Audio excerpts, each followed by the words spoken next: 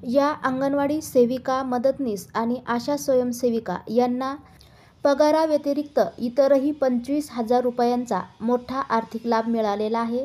पाहूया याबाबत मोठी आनंदाची बातमी. तत्पूर्वी चॅनलला अजूनही सबस्क्राईब केले नसेल तर सबस्क्राईब करा, समोरील बेललाही क्लिक करा, म्हणजे असेच नवनवीन लेटेस्ट अपडेट तुम्हाला पाहता येतील.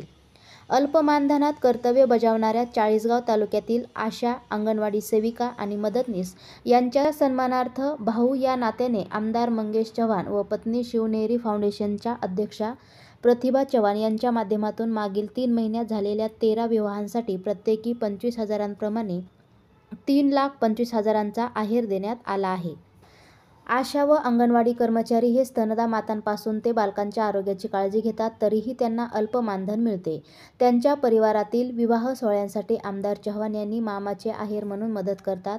त्यानुसार यंदाही छत्रपती शिवाजी महाराज चौक मैदानावर कार्यक्रम घेत या कार्यक्रमाच्या परिवारात 13 लग्न झाले. त्यासाठी प्रत्येकी 25,000 प्रमाणे 3,25,000चा आहेर दिला. यावेळी साहेबराव खोडे, देवयानी ठाकरे, पोपट भोळे, के. बी. साळुंके, माता बालकांच्या आरोग्याची काळजी घेणारे या कर्मचाऱ्यांच्या आरोग्याची जबाबदारी घेत आशा, अंगणवाडी कर्मचाऱ्यांसाठी आरोग्य तपासणी शिबिर आयोजित करण्यात येईल, असे त्यांनी सांगितले.